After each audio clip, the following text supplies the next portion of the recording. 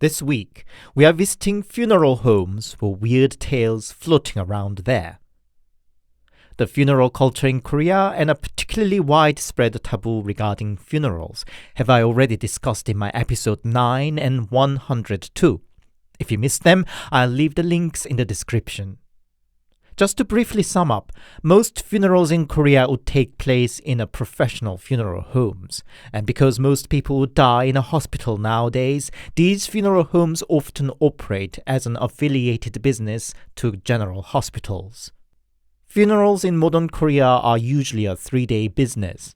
The body would rest in the mortuary cabinet for those 3 days, while visitors come to pay their respect for the dead to the funeral shrine. On the last day, the body is moved to the designated plot of tomb or crematorium. Call it a superstition, but the widespread belief is funerals and funeral homes attract spirits and ghosts. Not only the spirits of the deceased for whom the funeral is dedicated, but also other wandering spirits and ghosts. I'm not exactly sure why that should be, but I speculate probably it's because funeral home is really one of the only places where death is the norm, plus there should be plenty of food and offerings for the deceased too. An open-door party is bound to attract unwanted guests, so to say. So guests to a funeral are often advised to take some cautions just in case one of such spirits attaches itself to you all the way back home. So, today I collected weird and scary stories that took place at funeral homes. From a creepy encounter at a funeral to a hidden tragic story of the dead. Here are 5 allegedly true stories from the funeral homes. As always, handpicked, translated and narrated by your host, Anthony.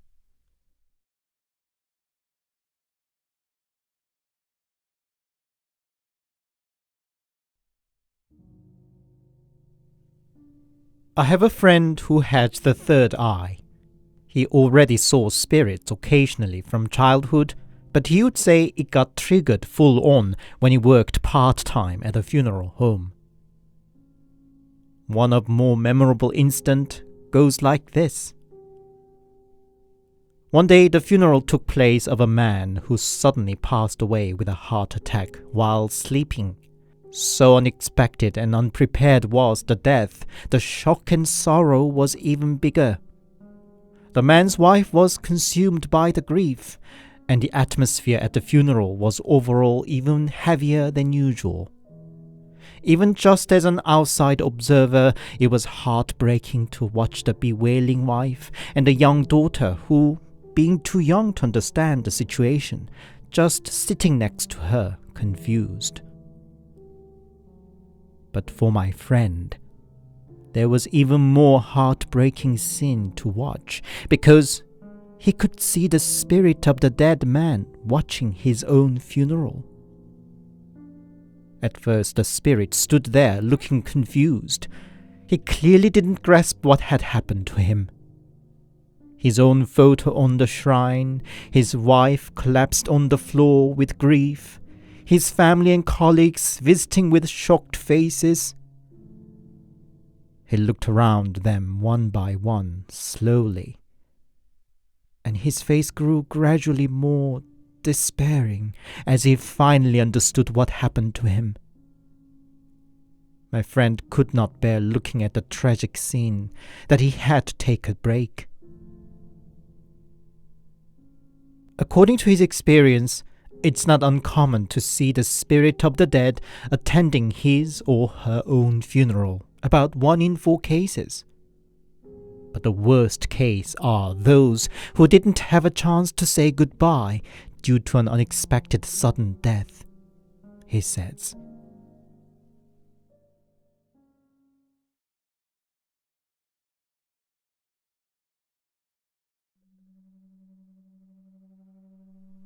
My grandma passed away recently. For various complex issues, I barely knew her, but I thought I should at least say last goodbye to her and visited her funeral. I have rarely been to the funeral so far, just 2 times, including this occasion. The first time was when I was little. which I so far didn't bother much to remember.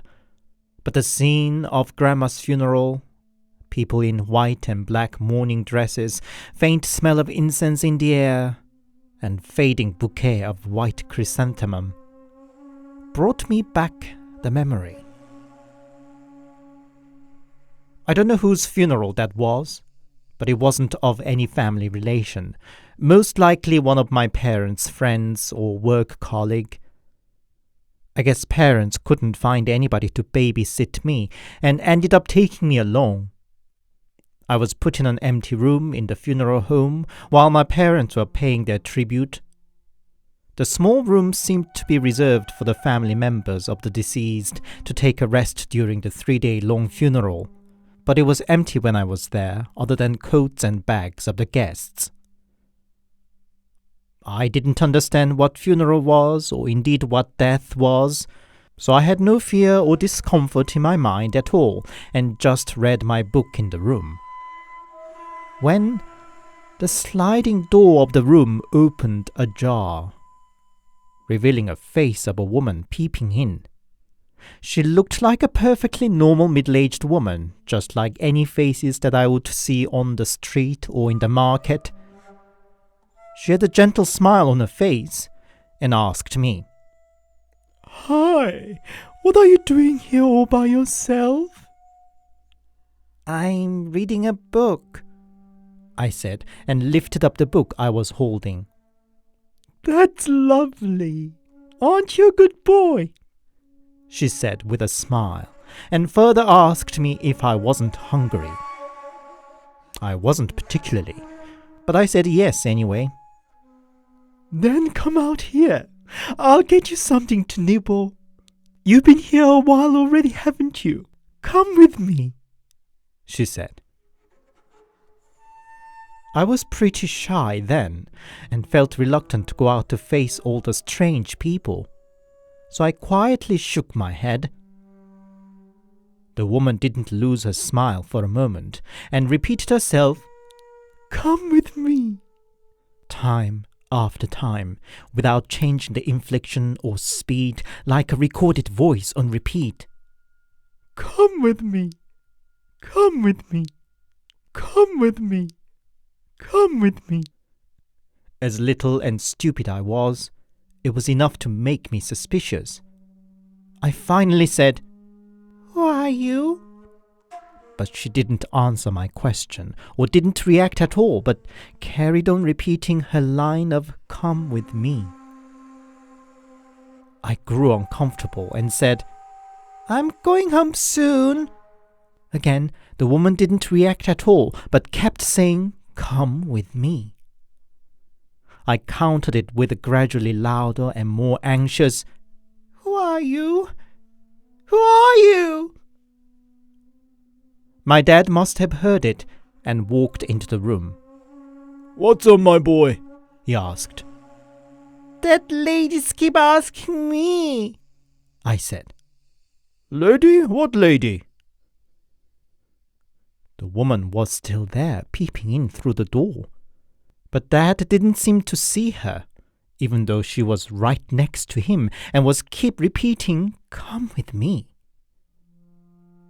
In the end, Dad said I was tired, must have dreamt it, we were going home soon, and went away, leaving the door opened. The woman was still there. I was vexed for Dad denying her presence that I could clearly see. I stood up and followed him out, and only then I realized there wasn't anything else to her other than the half the face that was looking in, and one hand that was holding the door frame. There wasn't the rest of her face or her body, and that half face turned around and once again said, "Come with me." I actually don't remember what happened after that, but my parents told me how I screamed and babbled about a woman's face, a woman without a body, etc. My mom added how I used to panic when somebody should peep in through a door. Come to think of it, I still do hate that famous scene in the film Shining.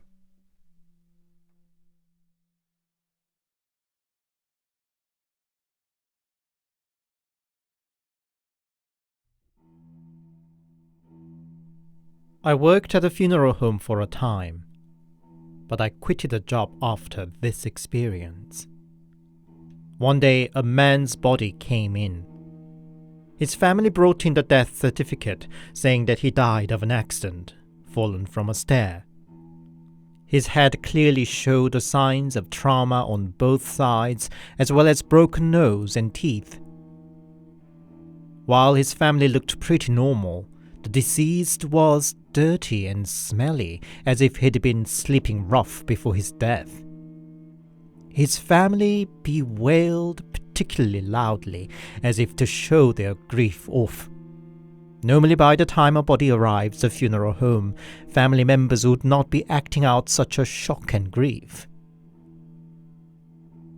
I undressed and washed him, and tied his limbs neatly to the stretcher before interring him into the mortuary cabinet.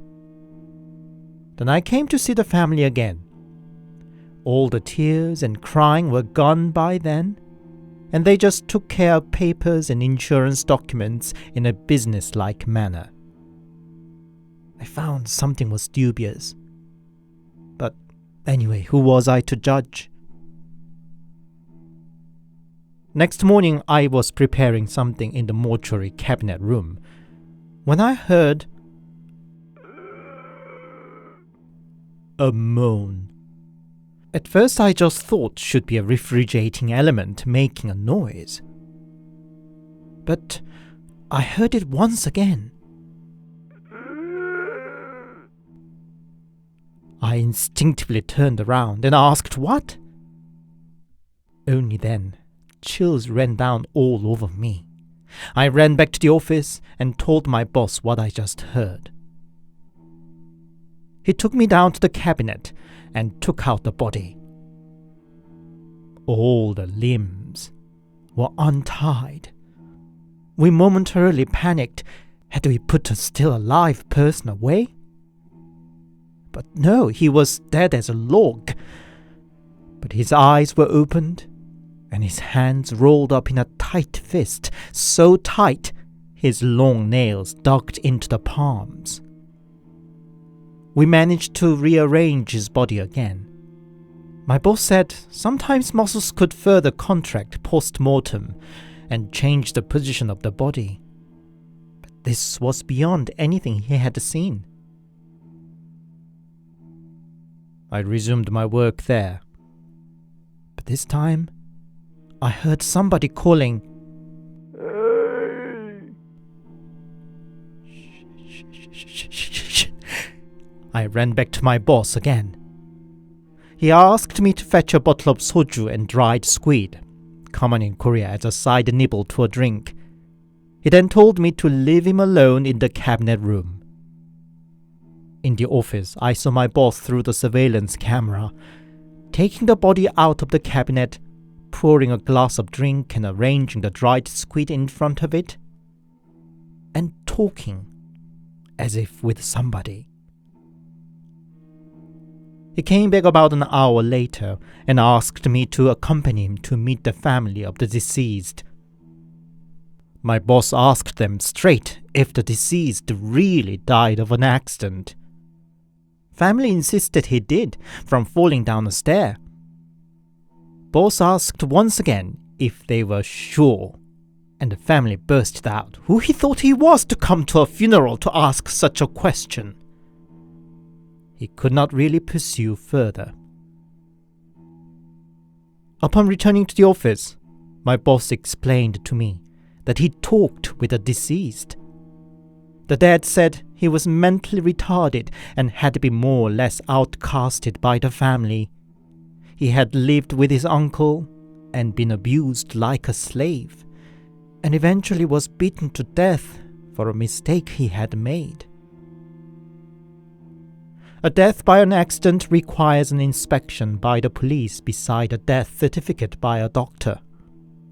Following day, police came by to take photos of the body, and I heard them whispering that it didn't look like an accident. The body was eventually moved to a hospital for a post-mortem exam. I left the funeral home a few days later, and I'm not sure how it had turned out, if the family met the justice. I just pray they did.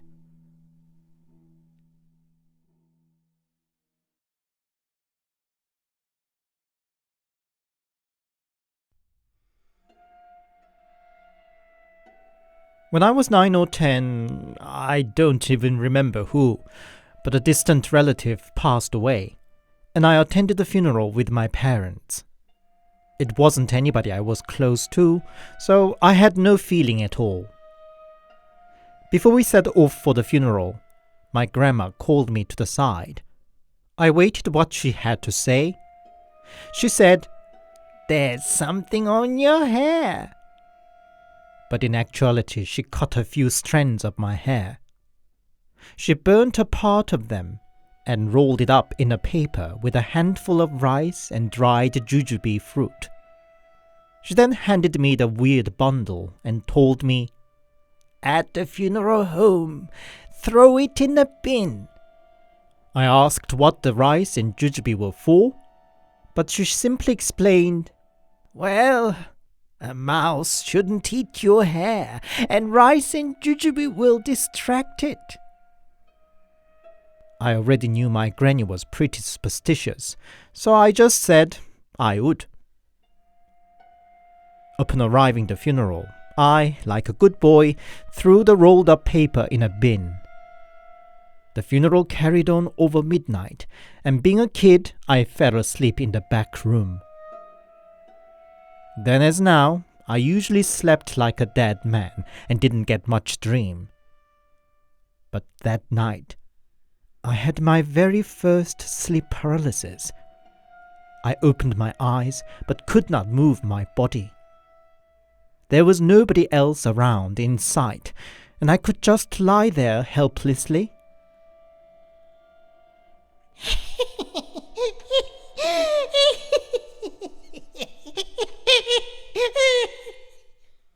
I rolled my eyes towards the weird noise. There was a woman. Her long hair was all tangled and stiff. Her hands and feet were bent in the wrong way, and she was dancing around the bin where I threw the bundle in earlier. Her neck seemed completely broken off, and her head wiggled around all directions as she jumped around. The creepy sound I heard were her manic giggle and her long nails scratching on the wall. I was so terrified that I couldn't even think to shut my eyes.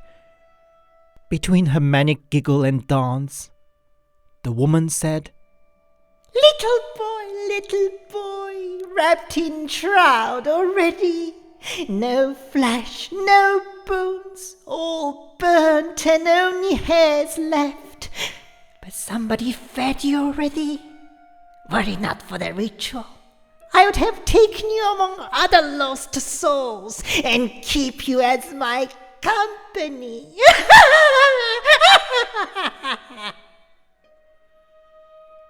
She giggled on for a long time, took the paper bundle, and disappeared. It goes without saying, it traumatized me.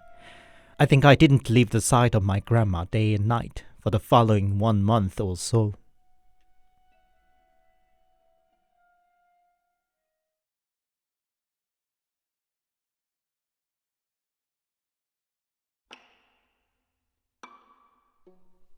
My grandpa passed away recently, and I think something has followed me from his funeral.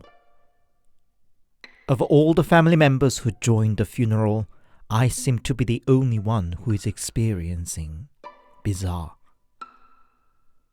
To be exact, weird things started happening even before the funeral. Grandpa passed away at 1:30 in the morning. At the time, I was at home alone, and the power went out, just my place in the whole neighborhood. And even when the power seemed to be back, the light in the living room and the microwave in the kitchen kept going on and off. It all gave me a sense of foreboding, and indeed, Grandpa was passing at that very moment. I arrived at the funeral home that evening. Throughout the evening, we got lots of visitors, well over 100. I could not even have a moment to sit down all evening to serve food to the guests until 11 at night. The stream of visitors slowed down, and I could finally make some pause when a man visited by himself. I showed him the way and asked, "Could I get you anything?" "Yes, please." It was a creepy voice, sharp and dry. I didn't get what he said and asked, "Would you like some soju, did you mean?" But the guy didn't reply. So I just brought him a bottle of soju and some side snacks for him. He left about 15 minutes later. And then I was going to the toilet and saw the same guy going away in the hallway. And I think I saw his legs somewhat blurred. He turned his head back to look at me, and his lips seemed spreaded to sides too long. Was he smiling? On the second day of the funeral, if you don't know, funerals in Korea is usually a 3-day affair. There were even more guests, probably well over 300 people. It was so busy all day long that I wasn't myself. And yet, I couldn't miss the same strange guy among them. I'm very sure it was the same guy. I tend to remember people's faces clearly. He was in the same attire too. And he turned up on the final day too. I asked him, "Would you like some soju as before?" "Rice, please," he said. Rice? Did he say rice? So I just brought him lunch, but he seemed not touching the food and just kept staring at me. His eyes, those bloodshot eyes, never left me as I attended other guests around. What a weirdo, I just thought. I asked an old cousin that there was a guest turning up every day, and he stared at me creepily and proceeded to describe how he looked. Small-headed with disproportionately large eyes, about the average height, in a black suit, and a big mole above his lips. "Really?" the cousin said. "That's odd. It sounds like Grandpa's second nephew. But I didn't see his name in the guest book. In fact, nobody knows whatever happened to him over a decade." Very odd indeed. But I didn't have time to think about such. We had to get ready to the crematorium that afternoon. That crematorium had a sort of viewing window so that the mourners could have a last glimpse of the deceased. And I saw the same guy once again among the people there. I just closed my eyes and said my last goodbye to Grandpa. But then, "Actually, with me," somebody whispered right in my ear. I opened my eyes and looked around, but there was nobody who would say such a thing. After scattering Grandpa's ash with the chrysanthemum petals, I finally got back home about 11 at night. I found the bathroom light still would not turn on, but I desperately needed a shower, so I lit up a candle, and then I was washing my hair with my eyes half closed, and I I saw somebody standing there. I jumped out, grabbed a frying pan as a weapon, and searched around room by room. There was nobody else. I was reluctant to go back in the dark bathroom again, so I rinsed my hair at the kitchen sink. There were lots of things I missed and piled during the past 3 days, and by the time I went through all my emails, it was already nearly 4 in the morning. I went to brush my teeth, and forgetting the light in the bathroom was broken, habitually put my hand over the light switch. And there was a black hand on the switch. I jumped. I quickly grabbed the frying pan again and went back to the bathroom. But there was no sign of an intruder. It left me shaken, so I went to bed with a night light on and earbuds in my ears playing soft music. What woke me up was the music. It got strangely louder and also playing the music that wasn't on the playlist. I turned the music off, but could not easily fall back to sleep that I turned on the computer. In that short second the screen went black during the booting, I saw the reflection of myself on it, and the profile of a face right above the night light. I had it enough. I literally emptied the entire salt jar all over my flat and spent the following few days by a friend's. But it could not last like that long. On my way back home, I picked up a bag of salt, just in case. But even before I opened the front door, I stopped short because I could hear noises from the inside. I stuck my ears up the door to hear closely, and indeed, it sounded like some people talking. Then it stopped, only to continue with some grating noise and sound of furniture dragged around. Before I could decide what to do, the downstairs neighbors ran up to me, looking very irritated. "Why are you so noisy these days?" she accused me. But I haven't been home for 3 days," I said, and indicated newspapers and mails piled in front of the door. The neighbor lady frowned and asked, "Really? Where have you been meantime?" There was my grandpa's funeral," I said. "Oh. Well, you may think it's silly, but when you've been to a funeral, you'd better make a stop at a church or a temple before you're coming back home. Why don't you, since you haven't entered your flat yet?" she said.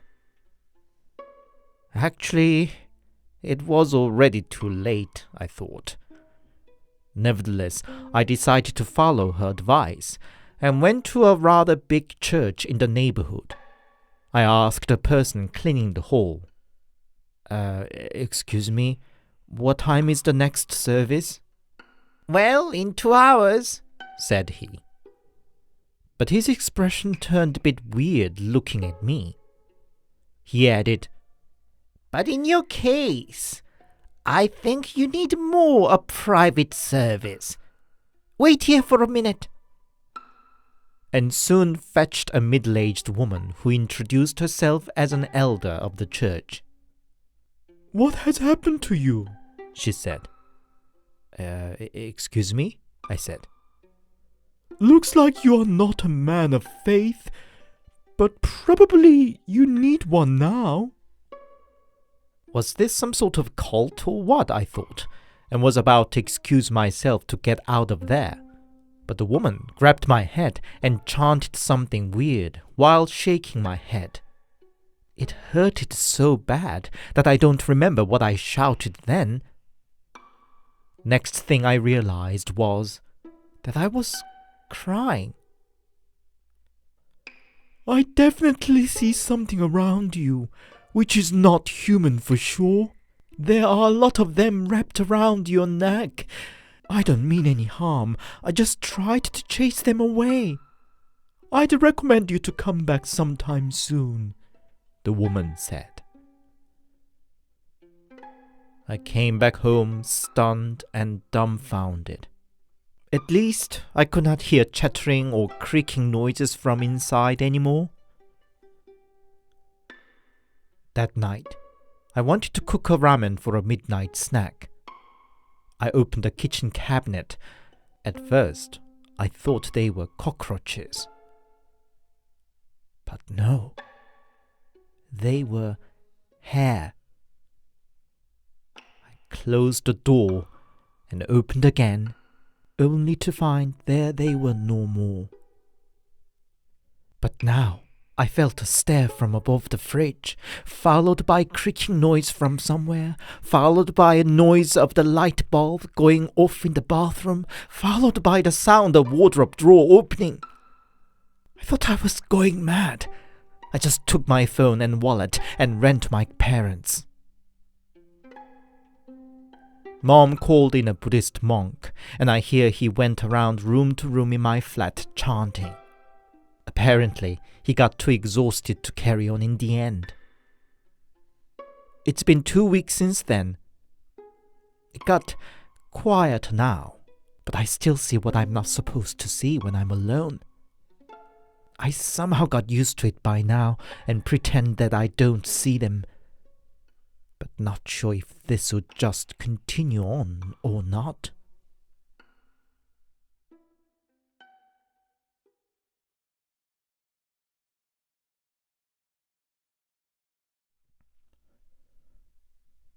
Hi, it's Anthony here, and thank you very much for listening. Hope you enjoyed today's stories. What do you think? Should we be wary of visiting a funeral after all these stories? Taboos can be very culture-specific, and I guess for many other countries, such a risk is not even in consideration at all. From what I observed in Germany, for example, the whole process of funeral and cemetery feels so formal and almost sterile. I don't think there's much space for such taboo. Their cemeteries are kept so meticulous, for example. It almost feels like a well-kept parks. What about in your culture? Is there any taboo or fear around funerals? Let me know in the comment. If you enjoyed my work, please leave it a like and a comment, and please consider subscribing to my channel if you haven't yet. My channel is all about scary, weird, amusing stories straight from Korea, often paranormal and sometimes more true event or crime related. If you are particularly interested in Korean culture or just enjoy bizarre stories in general, you'll enjoy hanging around here. If you'd support me more directly, I also have a Buy Me a Coffee account. The link's in the description. Buy Me a Coffee supporters enjoy an early access to my new content. Thank you. Until next Sunday, stay safe and take care.